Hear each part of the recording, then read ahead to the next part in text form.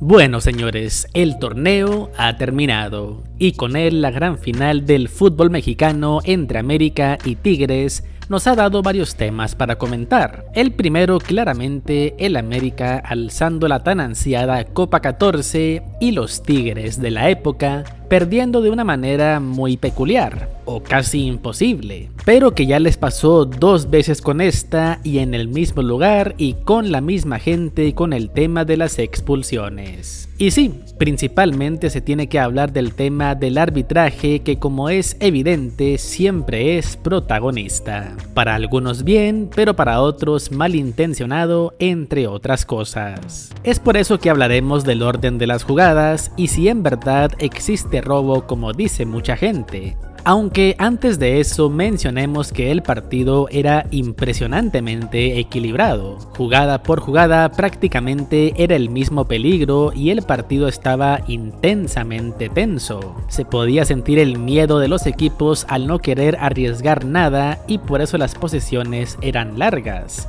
Avanzabas 5 metros y retrocedías 10. Básicamente era un monólogo donde nadie quería dar ningún regalito y por ende 0 aproximaciones, 0 atrevimientos al inicio. Pero conforme avanzaba el tiempo las cosas cambiaron y existió peligro en ambas porterías. Y casi de al tú por tú, fallas claras de Gignac y Quiñones frente al arco, voleas, atajadas imposibles, travesaños y así muy pareja la cosa en ambos lados. Lastimosamente ninguna se concretó hasta que llegó la dichosa expulsión, misma que cambió por completo el partido. Ahora veamos el orden cronológico del asunto. Antes de todo y en el 0-0, cuando Carioca hace su disparo al travesaño, existe una jugada donde Lainez se enrosca con Cendejas, existe forcejeo y Cendejas le tira un cabezazo a Lainez.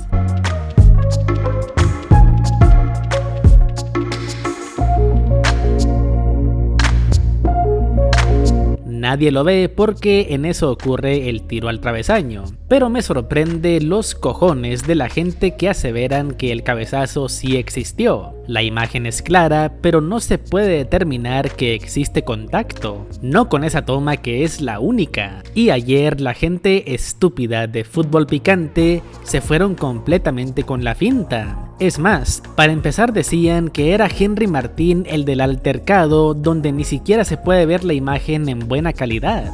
Estaban todos perdidos. Yo no sé quién los asesora y si no están pendientes a las redes, pero de inmediato se supo que no fue Henry, fue Cendejas. Y también de que no se sabe si existe el contacto. Ahí en el programa con toda seguridad te dicen que sí existe, pero no saben. Y luego está la reacción de Lainez a esa jugada. Es claro que no le da porque no se queda tirado, se reincorpora al instante. Y sabemos cómo son los futbolistas, al más mínimo toque hay que hacer un teatro para que se llame la atención. Y aquí simplemente lo siento pero no hay, no se puede asegurar nada. Pero el imbécil de Pietrasanta junto con Ramos Rizzo exigen expulsión para Henry Martín. Es lo que les digo, los ciega la bufanda. Y cuando es así, les deberían de quitar hasta el micrófono. Ya en redes es otra cosa donde cualquiera busca los clics, las interacciones diciendo cada estupidez. El América fue por mucho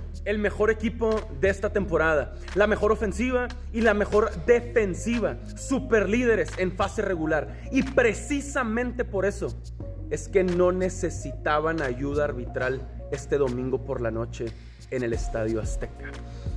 Teníamos una gran final, memorable, inolvidable, 11 contra 11, hasta que el arbitraje y el VAR cambiaron la final por completo. Ellos son los más valiosos de este domingo por la noche en el Estadio Azteca. Nunca era roja eso para Fulgencio y para Tigres, era amarilla, y antes de la tarjeta amarilla había al menos un par de faltas de Quiñones del América sobre Fulgencio de Tigres.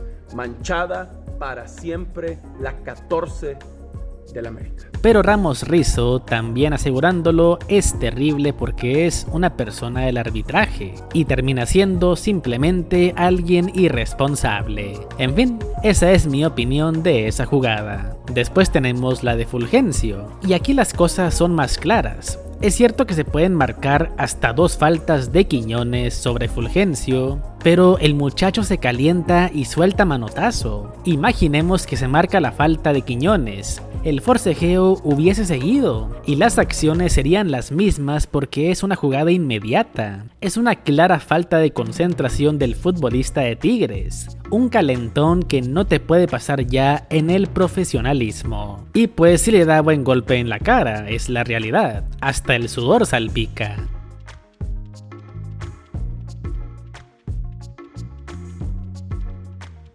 Y es una mano que va hacia arriba y no lateral como la de Carioca con Henry en el inicio. Es una roja que con reglamento procede totalmente. Debería de estar más atento a este tipo de situación. De acuerdo. Y cuando Julián lo estaba forcejeando, empujando, haciendo foul, él debería de silbar. Profesor, Apoyándose en él. Se enojó Así por de fácil. profesor. Así de fácil. Aquí es sencillo. Y tiene razón, Rafa. Después, sí es expulsión del... Profesor, en el vestidor, profesor. Y míreme aquí, profesor. Tiene razón, perdón. Son de las cosas, hubiera dicho son de usted las a cosas que Raúl? Rafa no dice. Son de las El cosas que Rafa no árbitro, dice. si es un árbitro que está Claro. atento a lo que se está jugando, marca el foul de Julián. Profesor, Así es. ¿Y qué le hubiera dicho usted a Raúl?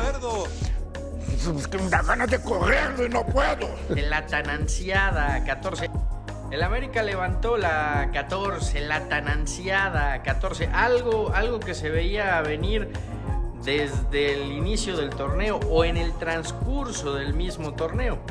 Un torneo en el que Mauro Berg se quejó del arbitraje cuando enfrentó al América a favor del América.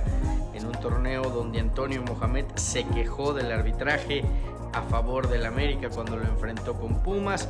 En un torneo donde Miguel Herrera se quejó del arbitraje a favor del América cuando lo enfrentó. En un torneo donde Nicolás Larcamón, ya en liguilla, se quejó del arbitraje a favor del América.